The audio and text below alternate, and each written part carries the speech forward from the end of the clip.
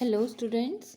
आज जो हम चैप्टर पढ़ने वाले हैं वो है लैंडस्केप ऑफ द सोल, जिसे लिखा है नथाली और ट्राउवर्सॉय ने लिखा हुआ है।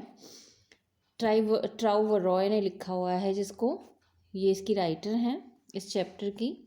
इन्होंने बहुत खोजबीन किया, बहुत ज़्यादा इन्होंने सर्च किया, बहुत ज़्यादा उन्होंने जो है पेंटिंग के बारे में उन्होंने बहुत ज़्यादा चीज़ें पता की। तो यहाँ जो इस चैप्टर में इन्होंने बताया है वो जो चाइनीज़ पेंटिंग और यूरोप की जो पेंटिंग है उसमें क्या डिफरेंस है, उन्होंने इसके बारे में इस चैप्टर में बताया है, जो आज हम पढ़ेंगे। तो इस वीडियो में मैं आपको इसकी समरी बताने वाली हूँ और कोशिश करूँगी कि मैं हर एक छोटे से छोटा पॉइंट आपको इसमें एक्सप्लेन करूँ। तो हम फर्स्ट पैराग्राफ से शुरू करते हैं। जो फर्स्ट पैराग्राफ है उस पैराग्राफ में बताया गया है, एक एक स्टोरी बताई गई है। मतलब वो जो चैप्टर जो पेंटिंग के एग्जाम्पल्स देती हैं वो जो पेंटिंग के बारे में बताती हैं वो एग्जाम्पल के थ्रू पहले वो एग्जाम्पल देती हैं इसमें चैप्टर में। इसके बाद में उन दोनों में डिफरेंस बताती हैं कि दोनों में क्या डिफरेंस है। ठीक है, तो सबसे पहले जो पहले पैराग्राफ में वो शुरू करती है वो चाइनीज़ पेंटिंग को पहले एक्सप्लेन करती हैं कि चाइनीज़ पेंटिंग क्या कहती है। तो वो एक टेल के थ्रू बताती हैं, कि स्टोरी के थ्रू वो आप तक पहुंचाती हैं कि एक वू डाओजी नाम का एक पेंटर था जो पेंटिंग किया करता था। उसको 8th सेंचुरी में द टैंग एम्परर, जो एक टैंग एम्परर थे जुआनजोंग, उन्होंने काम दिया कि उनको उनके पैलेस का, जो उनका पैलेस था, उनका महल था, उसकी एक वॉल को डेकोरेट करने को उन्होंने बोला। इन्होंने बहुत अच्छे से डेकोरेट किया, उस पर फॉरेस्ट बनाए, हाई माउंटेन्स बनाए, बहुत अच्छा ब्यूटीफाई एकदम बहुत अच्छे से बनाया। लेकिन उसके बाद में जब वो देखने आए और उन्होंने उसको हमेशा कपड़े से कवर करके रखा जिससे वो एम्परर ही देखे। जब वो एम्परर देखने को आए उन्होंने बहुत एडमायर किया, बहुत अप्रिशिएट किया उसको, उनकी पेंटिंग को। बट ही सेड कि सर यहाँ पर कुछ है जो बताने लायक है। वो उन्होंने क्या बताया कि यहाँ पर एक केव है। जैसे ये पेंटिंग मैंने आपके सामने फॉर एग्जांपल रखी हुई है कि यहाँ पर जो एक केव बनी हुई है, यहाँ पर एक स्पिरिट ड्वेल करती है, स्पिरिट रहती है यहाँ पर। और उन्होंने इसके बाद में after that he clapped his hand, उसने अपने हैंड को क्लैप किया। एंड जब वो उन्होंने क्लैप करने के बाद में वो जो ओपन डोर था उसका केव का वो खुल गया और अंदर का जो व्यू था वो बहुत ज़्यादा मैग्निफिशेंट था, बहुत शानदार था। तो उसको अप्रिशिएट किया। लेकिन वो उसके बाद में उसने पेंटर उस केव के अंदर चला गया और वो दरवाज़ा बंद हो गया पीछे से। और इससे पहले कि राजा उस पेंटिंग में एंटर करता, उससे पहले ही वो पेंटिंग डिसअपियर हो गई, गायब हो गई। और एकदम एक ब्रश का पॉइंट भी, मार्क भी वहाँ पर नहीं रह गया, सब कुछ गायब हो गया। उसके बाद में वूज़ोंग कभी भी नहीं देखा गया। ये पहली स्टोरी है जो आपको बताई गई है इस चैप्टर में। सेकंड स्टोरी है यहाँ पर। तो ऐसी स्टोरीज़ जो है वो चाइना में बहुत, चाइना के क्लासिकल एजुकेशन में बहुत इंपॉर्टेंट प्लेस पे है, क्योंकि इन लोगों का मानना ये है कि इस तरीके की स्टोरीज़ बच्चों को गाइड करती हैं टूवर्ड्स द राइट डायरेक्शन। ठीक है, ऐसी स्टोरीज़ जो है वो एनेक्डोट, मतलब कि छोटी छोटी अच्छी स्टोरीज़ जो है, रियल लोगों की स्टोरीज़, वो तो उससे कहीं ज़्यादा आगे बढ़ के स्टोरी होती हैं, ये बच्चों को राइट डायरेक्शन देती हैं। एक और स्टोरी बताते हैं वो दूसरे पैराग्राफ में, कि एक जो पेंटर था वहाँ का, उसका नेम गिवन नहीं है आपके बुक चैप्टर में, वो ड्रैगन को उसको ड्रॉ किया करता था। लेकिन वो कभी भी उसकी आइज़ को ड्रॉ नहीं करता था, क्योंकि उसको ये मानना था कि अगर मैंने इसको कंप्लीट कर दिया, उसकी आइज़ ड्रॉ कर दी, तो क्या होगा, it would be fly out, वो पेंटिंग से उड़ जाएगा। तो इस फियर से वो कभी भी उसकी आइज़ को नहीं ड्रॉ करता था। तो ये जो दो टेल्स हैं, दो स्टोरीज़ हैं, that is about Chinese painting. ठीक है, तो अभी तक आई होप समझ में आया होगा आपको कि चाइनीज़ पेंटिंग क्या चाहती थी। चाइनीज़ पेंटिंग चाहती थी कि आप उसमें इन्वॉल्व हो जाओ। ठीक है, लेकिन इसी के कॉन्ट्रास्ट में दूसरी पेंटिंग क्या है, दूसरी पेंटिंग है यूरोप की पेंटिंग। वो क्या कहती है वो हम आगे पढ़ते हैं। थर्ड पैराग्राफ में वो बोल रहे हैं कि इन 15th सेंचुरी में एक ब्लैक स्मिथ था। ठीक है। ब्लैक स्मिथ मतलब जो लोहे का काम करते हैं वो, ठीक है। एक ब्लैक स्मिथ था, उसको एक जो है पेंटर की डॉटर से प्यार हो जाता है। अच्छा, ब्लैक स्मिथ का नाम क्या था? क्विंटन मैट्सिस, क्विंटन मैट्सिस, ठीक है। तो उसको एक पेंटर की डॉटर से प्यार हो जाता है, बट जो पेंटर होता है उसको पसंद नहीं होता है कि इस तरीके का प्रोफेशन वाले आदमी से मैं उसको सन इन लॉ बनाऊं। बट वन डे क्या होता है कि व्हेन वो उनके स्टूडियो में पहुंचते हैं, क्विंटन यानी कि जो ब्लैक स्मिथ होते हैं वो उनके स्टूडियो में पहुंचते हैं, पेंटर के स्टूडियो में। That time he was not there. और वहाँ पर उनकी जो बिल्कुल लेटेस्ट पैनल था, वहाँ पर वो क्या करते हैं, एक फ्लाई ड्रॉ कर देते हैं। फ्लाई इतनी ज़्यादा नेचुरल होती है, इतनी ज़्यादा रियल लगती है कि जब वो पेंटर आते हैं अपने स्टूडियो में तो वो उसको क्या करने लग जाते हैं, भगाने, हिट करने लग जाते हैं, उसको भगाने की कोशिश करते हैं, स्वेट करने की कोशिश करते हैं, ये जानने से पहले कि वो रियल नहीं है। वो समझते हैं रियल है।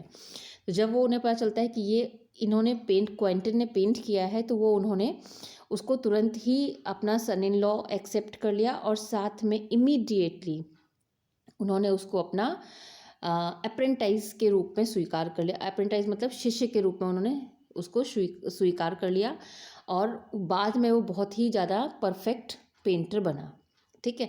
तो यहाँ पर अभी तक दो कंपैरिजन किए गए।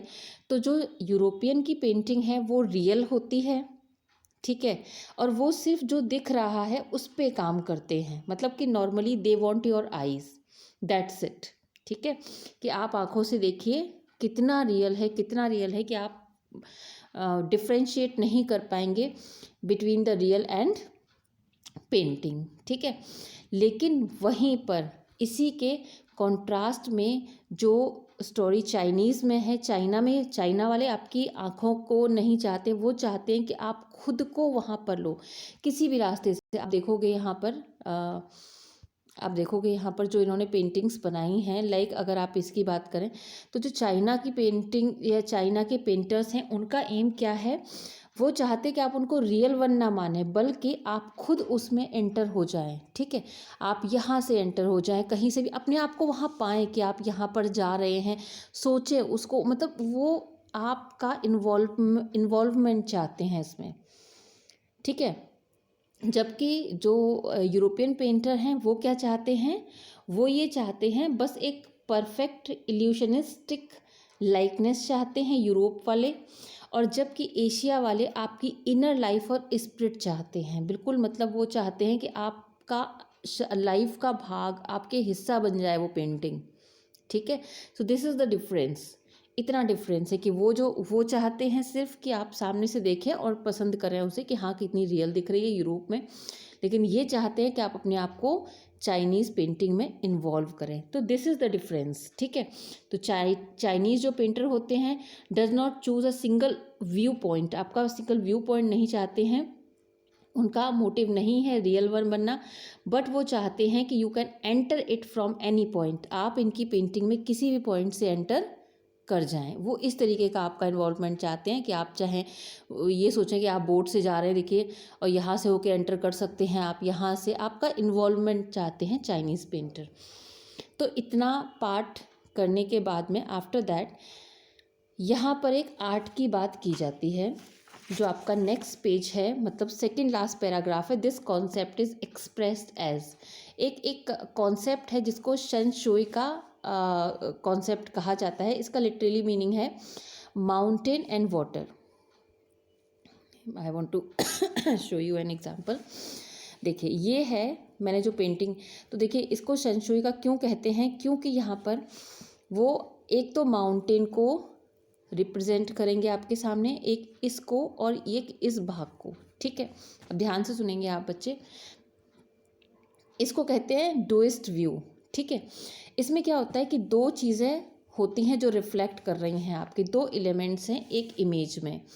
कौन से दो हैं, आप इन सबको इनको छोड़ दीजिए, अगर इनको हटा दीजिए, आपको सिर्फ इतने पार्ट पे ध्यान देना है कि यहाँ पर दो चीज़ें हैं, एक क्या माउंटेन और एक रिवर। माउंटेन को वो ये नाम देते हैं यांग का, ठीक है, जो कि इनका मानना ये है, एक मिनट, इनका मानना ये है कि जो माउंटेन है वो वर्टिकली गॉड तक पहुंच रहा है, स्काई तक पहुंच रहा है, ठीक है। इनका मानना ये है कि वो हेवन तक पहुंच रहा है, स्टेबल है, वार्म है, ड्राई है, इन द सन तक पहुंच रहा है। इसको क्या बोलते हैं? यांग। और वहीं जो इन है, इन क्या है? इन हॉरिजेंटल है, ये वाटर है, जो रिवर है ये इन है, ठीक है। तो इसको इन्होंने बोला है, इसकी कंपेयर उन्होंने बोली है क्या कि ये अर्थ है, अर्थ से बहती हुई है, मॉइस्ट है, कूल है ये, ठीक है। तो इसकी कंपैरिजन इन्होंने किससे की है? मैन से। और इसकी कंपैरिजन किससे की है? इन्होंने फीमेल से, ठीक है। तो यहाँ पर कुछ इन्होंने फेमिनाइन और मैस्कुलिन जो है एस्पेक्ट्स रखे हुए हैं यहाँ पर इन्होंने, कि ये जो है सीधा है एकदम और स्ट्रेट गॉड से मिल रहा है, ये जो है इसके अंदर वुमेन वाली जो फेमिनाइन एस्पेक्ट की बात इन्होंने की है। देखिए इसमें लिखा भी है कि ये feminine aspect of universal energy का है ये इन, और यांग जो है एक्टिव एंड मैस्कुलिन है। तो यहाँ पर इन्होंने इन चीज़ों की कंपैरिजन की है। अब इन्होंने बात की है, ये है notion of fundamental notion of डुइज्म, ये दो चीज़ें हैं, ठीक है। तो यहाँ पर ये बात की। अब इसके बाद में इन्होंने बात की है किस चीज़ की? मिडिल वॉइड, ये जो बीच की जगह है इसको बोला है इन्होंने वॉइड, VOID, वॉइड। इसका मतलब है जो बीच की जगह होती है वो, ठीक है।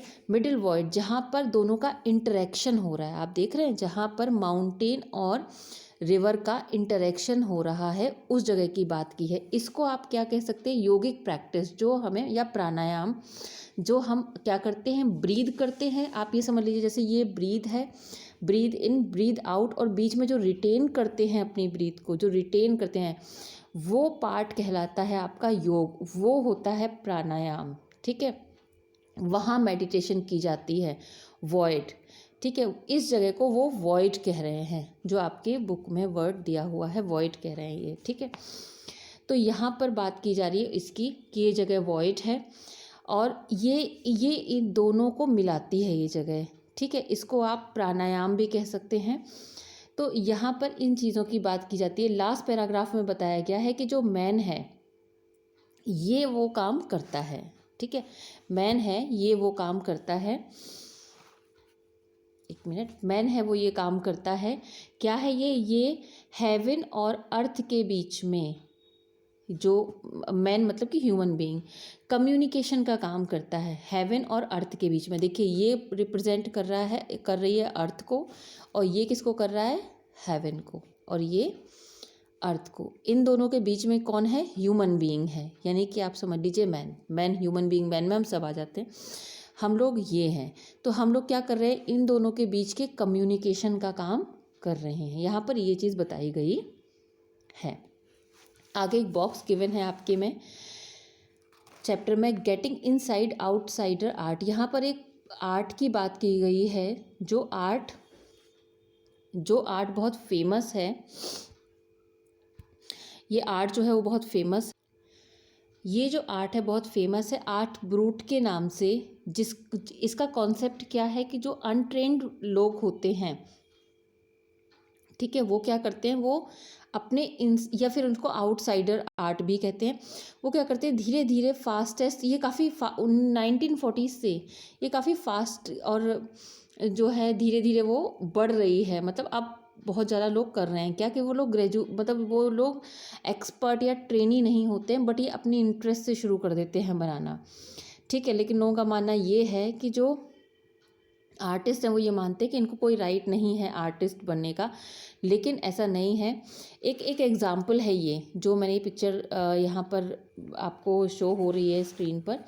ये एक नेक चंद की पिक्चर है, ठीक है, आपके बुक में भी गिवन है। नेक चंद की पिक्चर है जो कि बहुत ही फेमस एग्ज़ाम्पल है आउटसाइडर आर्ट का। आउटसाइडर क्या? जिन्होंने, जो ट्रेंड नहीं है, ट्रेंड पेंटर्स नहीं है, ठीक है। तो ये बहुत ही जो है नेक चंद की बनाई हुई है, जिसमें इसको बहुत फेमस किया गया है। और ये एग्ज़ाम्पल है आपके, ये जो पेंटिंग है नेक चंद की, इसको US बेस्ड मैगज़ीन में आउटसाइडर आर्ट पब्लिकेशन के नाम से उसमें इसको पब्लिश किया गया और इसको इसको बहुत नाम मिला वहाँ पर, ठीक है। इसे जो 80 ईयर्स ओल्ड क्रिएटर जो ये नेकचंद थे, डायरेक्टर क्रिएटर, इन्होंने इसको बनाया। उन्होंने कैसे बनाया, एक गार्डन को प्रॉपर यूज़ किया है इन्होंने, और जो चीज़ें थी, जो मटेरियल था, उसे रिसाइकल करके इसको बनाया है, ठीक है। और इसका एंड उनका जो ये rock garden sculpture women by the waterfall, इसको उनके on it's anniversary issues cover पर उसको यूज़ किया गया। तो ये बहुत अच्छी चीज़ है, बहुत प्राउड वाली चीज़ है। तो यहाँ पर जो नोशन है, जो सोच है, विचार है आर्ट ब्रूट या रॉ आर्ट का, वो ये है कि लोग जो बाहर से लोग आते हैं, जो बहुत ट्रेंड नहीं हैं, वो अपनी सोच से, समझ से जो आर्ट बनाते हैं, वो कहलाती है आउटसाइडर आर्ट। तो बाकी अभी मैंने आपको एक छोटा सा समरी के ही थ्रू जो मेन चीज़ें हैं वो बताई हैं, मेन पॉइंट्स बता दिए हैं आपको।